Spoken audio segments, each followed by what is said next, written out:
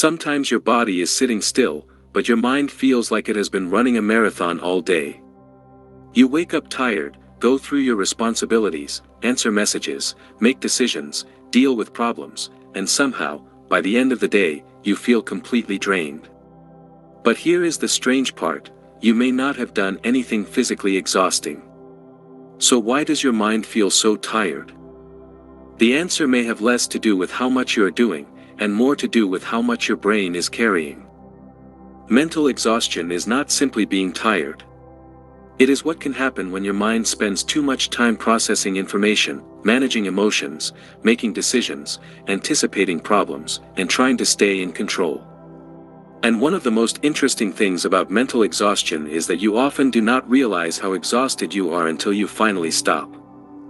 Think about what happens during a normal day. You wake up and immediately check your phone. You read messages. You look at the news. You think about work. You remember something you forgot yesterday. You wonder whether someone is upset with you. You make decisions about what to eat, what to wear, what needs to be done first, and what can wait. Then work begins. Emails. Meetings. Deadlines. Problems. Conversations. Interruptions. More decisions. And even when you are technically finished with work, your brain may not be finished working. You might be driving home while thinking about tomorrow. You might be eating dinner while checking your phone. You might be watching television while mentally replaying a conversation from earlier. Your body has stopped. Your mind has not. This is one of the first important things to understand about mental exhaustion. Rest is not always the same thing as inactivity. You can spend 2 hours lying on the couch and still feel mentally exhausted if your brain is constantly processing, worrying, comparing, planning, or analyzing. And this is where many people misunderstand themselves. They think, "I have not done enough today. Why am I so tired?" But mental effort is still effort. Your brain is constantly trying to predict what will happen next, solve problems, avoid mistakes, understand other people, and protect you from possible threats. That system is useful. It is part of what helps you function. The problem begins when the system never gets a real opportunity to switch off. Imagine having 20 browser tabs open on your computer. You are not actively using all 20, but they are still taking up resources. Your mind can work the same way. Maybe one tab is thinking about money. Another is about work. Another is about your relationship. Another is about your health. Another is about something someone said to you 3 days ago. Another is about a decision you still have not made. And another is simply asking, what if something goes wrong? You may be physically doing one thing, but mentally carrying 10 others. That invisible mental load can become exhausting. And there is something even more interesting. Sometimes the thing exhausting you is not the problem itself. It is the constant attempt to solve the problem in your head. Have you ever had an issue that you kept thinking about all day, even though there was nothing you could actually do about it at that moment? You replay the situation. You imagine different outcomes. You think about what you should have said. You imagine what the other person might be thinking. You create possible scenarios. Then you go back and analyze the original situation again. At some point, thinking stops being productive and becomes mental looping. You are no longer solving the problem. You are simply circling it. And your brain can experience that continuous mental activity as effort. This is why worrying can leave you exhausted even when nothing physically happened. Your mind has been working. Another major source of mental exhaustion is decision-making. Every day, you make dozens, sometimes hundreds, of decisions. Some are important. Others are incredibly small. What should I eat? Should I answer this message now? Should I exercise today? Should I accept this opportunity? Should I call that person? Should I spend the money? Should I wait? Should I say something? Should I stay quiet? Individually, these decisions seem insignificant. But collectively, they can create a surprising amount of mental pressure. And when your brain becomes overloaded with decisions, something interesting can happen. You may start avoiding decisions altogether. You procrastinate. You keep scrolling. You tell yourself you will decide later. You feel unmotivated. You might even interpret this as laziness. But sometimes what looks like laziness is actually cognitive overload. Your brain is essentially saying, I do not want another thing to process. That realization can change the way you see yourself. Maybe you are not always lacking discipline. Maybe sometimes you are simply overloaded. And there is another hidden source of exhaustion that people rarely talk about: emotional control. Imagine you are having a difficult day, but you cannot show it. You are frustrated, but you have to remain professional. You are worried, but you tell everyone you are fine. You are angry, but you stay quiet. You are disappointed, but you act normal. You are overwhelmed, but you keep saying, no problem. That takes energy. Emotions themselves are not necessarily the problem. What can become exhausting is constantly monitoring and controlling your emotional responses. You are not only experiencing the emotion. You are also managing how you appear to other people. And that creates another layer of mental work. This is why someone can come home after a perfectly normal day and suddenly feel like they have nothing left. They might say, I don't know what's wrong with me. But maybe something is not wrong with them. Maybe they have simply spent the entire day regulating themselves.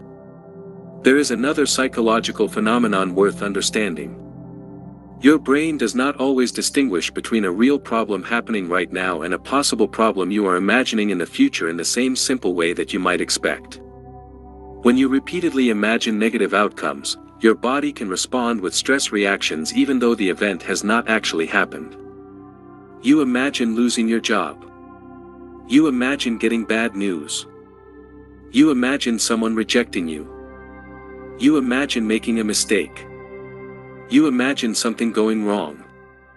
And every time you mentally rehearse the threat, you give your nervous system another reason to remain alert. This creates a strange cycle. You worry because you want to feel prepared. But the worrying makes you exhausted. Then, because you are exhausted, you have less emotional capacity. Because you have less emotional capacity, ordinary problems feel bigger. Then you worry more. And the cycle continues. Sometimes mental exhaustion is not caused by one enormous problem. It is caused by hundreds of tiny unresolved thoughts. A message you need to answer. A bill you need to pay. An appointment you need to schedule. A conversation you need to have. A decision you have postponed. Something you forgot to buy. Something you are afraid might happen. Each one seems small. But your brain does not experience your life as a neat checklist. It experiences unfinished business as something that still requires attention. This is one reason writing things down can sometimes feel surprisingly relieving. You are not necessarily solving the problems. You are simply telling your brain, I don't need to keep holding this in my head. And that brings us to something important about rest. Real mental rest often requires psychological permission. You can tell yourself, I'm relaxing now. But if another part of your mind is saying, you should be doing something productive, you are not completely resting. You are resting while feeling guilty about resting. And that is not the same thing. Some people have become so accustomed to productivity that doing nothing feels uncomfortable.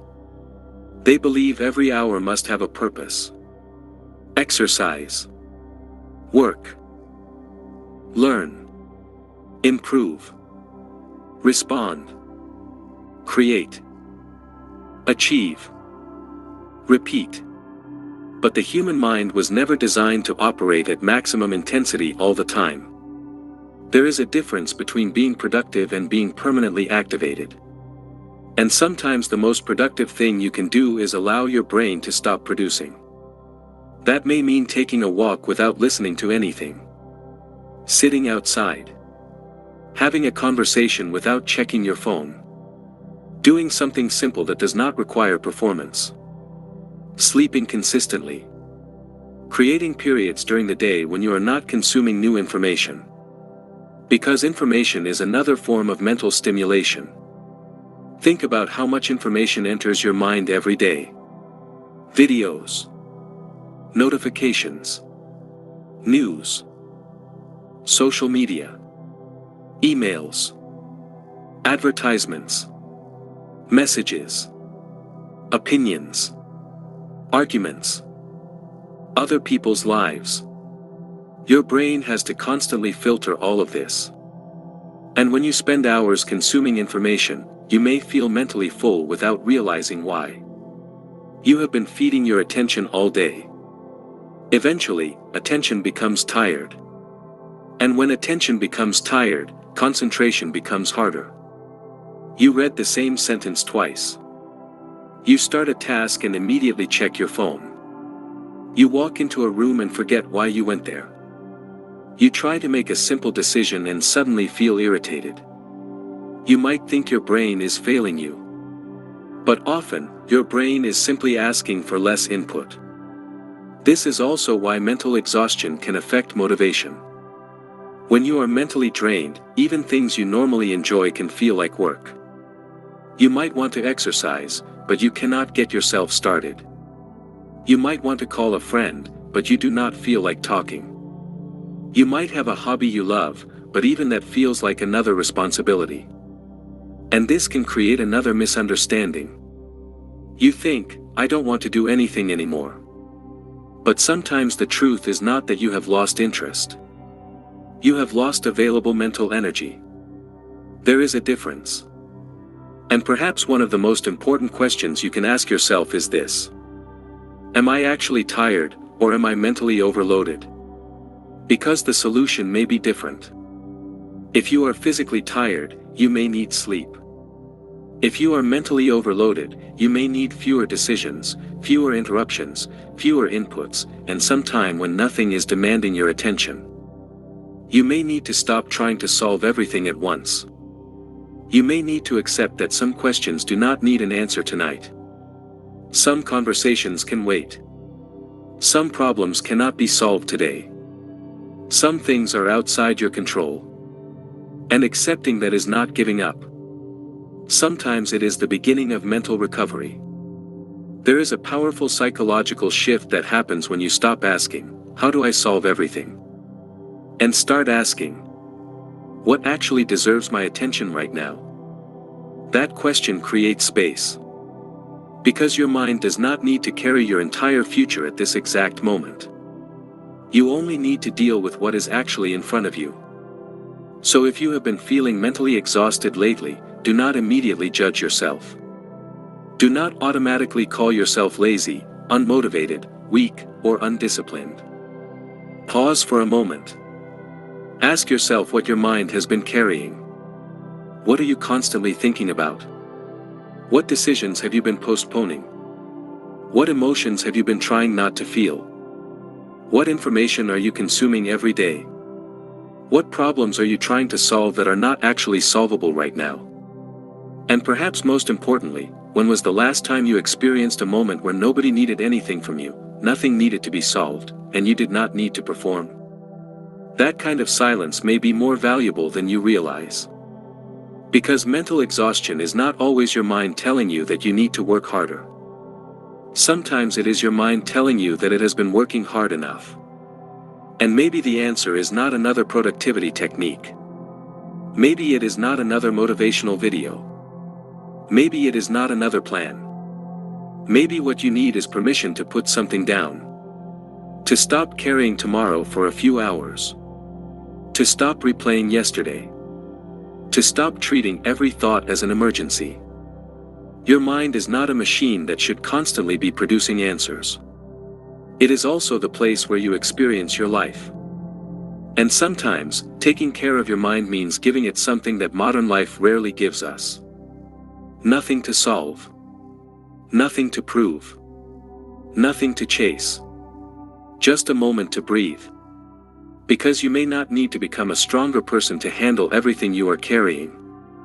You may simply need to stop carrying things that were never yours to carry in the first place. If this helped you understand your mind better, subscribe for more videos like this.